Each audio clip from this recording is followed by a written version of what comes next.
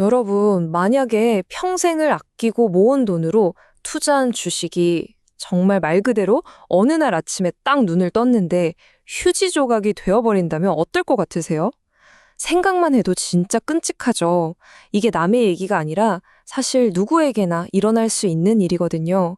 오늘은 한 회사의 새빨간 거짓말 때문에 순식간에 전 재산을 날린 한 투자자의 실제 사례를 바탕으로 이야기를 좀 풀어볼까 합니다. 자, 오늘 이야기의 주인공, 바로 A씨입니다. 이분은 믿음테크라는 회사를 보고, 아, 이거다 싶었던 거죠. 이 정도면 뭐 평생 묻어둬도 되겠다. 이렇게 생각할 만큼 정말 완벽하고 안전한 투자처를 드디어 찾았다고 굳게 믿었습니다. 그런데 말이죠. 정말 안타깝게도 A씨가 느꼈던 그 모든 믿음과 안정감은 전부 다 거짓말이었습니다. 아주 철저하게 조작된 허상 위에 서 있었던 거예요. 자, 그럼 도대체 이 믿음테크라는 회사가 뭐길래 어떻게 A씨의 마음을 그렇게 사로잡았을까요? 한번 제대로 파헤쳐보죠. 금액을 보세요. 5천만 원. 이게 그냥 5천만 원이 아니라 A씨가 정말 평생을 모은 전 재산이나 다름없는 돈이었습니다.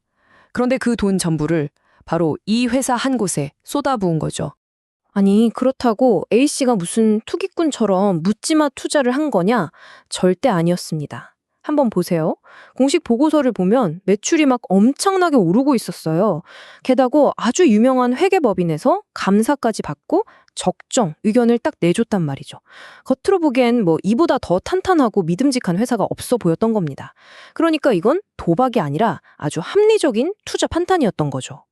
그런데 정말 아무런 예고도 없이 이 완벽했던 꿈이 한순간에 최악의 악몽으로 바뀌어버립니다. 평소와 다름없던 어느 날 아침이었어요. 갑자기 믿음테크 주식의 거래가 뚝 하고 멈춰버린 겁니다. 거래 정지, 이 두 글자가 뜬 거죠. 곧이어 쏟아지는 뉴스들은 정말 충격 그 자체였습니다. 회사가 약속했던 그 눈부신 성장은 알고 보니 대규모 분식회계, 즉 회계 사기였고요. 튼튼하다던 재무 상태는 경영진의 횡령으로 텅 비어 있었던 겁니다. 결국 A씨의 안전한 투자는 어떻게 됐을까요? 맞습니다. 그냥 휴지 조각이 되어버린 거죠. 하루아침에 모든 걸 잃은 A씨, 그리고 그와 같은 수백 명의 다른 투자자들. 이들은 그냥 주저앉아 있지 않았습니다. 이 거대한 거짓말에 맞서서 싸우기로 결심한 거죠. 투자자들의 주장은 아주 간단하고 명확했습니다. 회사가 재무제표를 가짜로 만들었다. 그리고 이걸 감독해야 할 회계법인은 감사를 엉터리로 했다. 우리는 이 거짓 정보에 완전히 속아서 주식을 산 피해자다. 바로 이거였죠. 자, 그럼 회사 쪽은 뭐라고 했을까요? 당연히 책임을 피하려고 했겠죠. 아니, 주식 시장이라는 게 원래 오르락 내리락 위험한 거 아니냐. 그때 경제도 안 좋아서 다 같이 떨어진 거다. 심지어는 소송을 걸기에는 이미 너무 늦었다. 법적 기한이 지났다. 이런 주장들을 펼친 겁니다.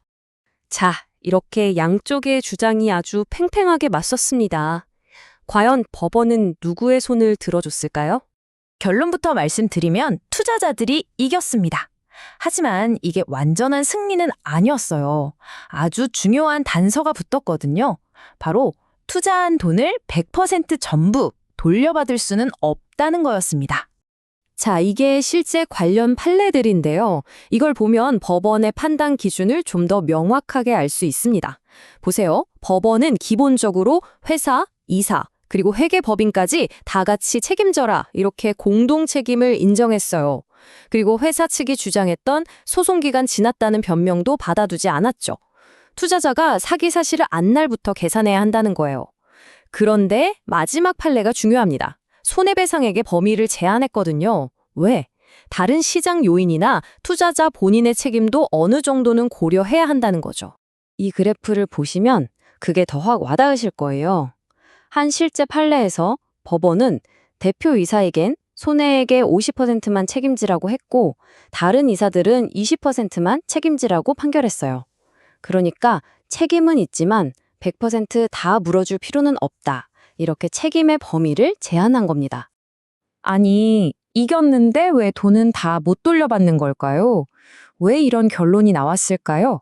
지금부터 그 법적인 논리를 한번 살펴보겠습니다. 이게 사실 굉장히 중요한 포인트거든요. 법에서는요, 이 재무보고서를 투자자들이 망망대해 같은 주식시장을 항해할 때 쓰는 나침반이라고 봅니다. 길을 알려주는 유일한 도구인 셈이죠. 그런데 만약 누군가 이 나침반을 일부러 고장냈다면 이건 자본시장법을 아주 심각하게 위반한 중대한 범죄가 되는 겁니다. 당연히 회사와 회계법인 모두에게 큰 책임을 묻는 거죠. 하지만 여기서 법원은 딱 한 발짝 물러서서 다른 원칙도 함께 생각합니다. 바로 책임 분담의 원칙인데요. 물론 회사가 사기를 친 게 손실의 주된 원인이긴 하지만 주식 투자라는 것 자체가 원래 어느 정도의 위험을 감수하는 행위라는 거예요. 그리고 주가라는 게 꼭 그 회사 문제뿐만 아니라 전체적인 경제 상황 같은 다른 요인들에도 영향을 받잖아요. 그래서 그 모든 손실을 100%다 회사 탓으로 돌릴 수는 없고 투자자도 그 위험의 일부는 감수해야 한다는 게 법원의 입장인 겁니다. 자, 그럼 이제 가장 중요한 부분입니다. 그래서 내 돈은 어떻게 지키려는 거냐? 정말 만약에 여러분이 이런 상황에 처한다면 어떻게 해야 할까요? 내 돈을 지키기 위한 방법을 알아보겠습니다. 만약 이런 일이 닥쳤을 때 여러분이 꼭 기억해야 할 3단계 행동 계획입니다. 첫 번째, 평소에 위험 신호를 잘 보세요. 갑자기 경영 관련 이슈가 있다거나 회계법인이 의견 거절 같은 부정적인 의견을 내는 뉴스가 뜨면 일단 경계해야 합니다. 두 번째, 뭉쳐야 삽니다. 혼자서 거대 기업을 상대로 싸우는 건 정말 힘들거든요. 비슷한 피해를 본 주주들을 모아서 집단 소송으로 대응하는 게 훨씬 효과적입니다. 그리고 마지막 세 번째, 이게 제일 중요해요. 바로 시간입니다. 사기 사실이 뉴스로 딱 터지는 순간부터 시계는 똑딱거리기 시작합니다. 망설이지 말고 즉시 변호사를 찾아서 법적인 귀환을 놓치지 않도록 해야 합니다. 물론 내가 투자한 돈 100%를 다 돌려받는 건 현실적으로 어려울 수 있습니다. 하지만 기억하세요. 법은 분명히 사기꾼들에게 책임을 묻고 여러분의 소중한 투자금의 일부라도 되찾을 수 있는 길을 열어두고 있습니다. 가만히 있으면 아무것도 변하지 않아요. 행동하는 것만이 유일한 방법입니다. 자, 오늘 이야기를 마무리하면서 이 질문을 여러분 스스로에게 한번 던져보셨으면 좋겠습니다. 지금 여러분이 하고 있는 그 투자는 과연 정말로 안전하다고 확신할 수 있으신가요?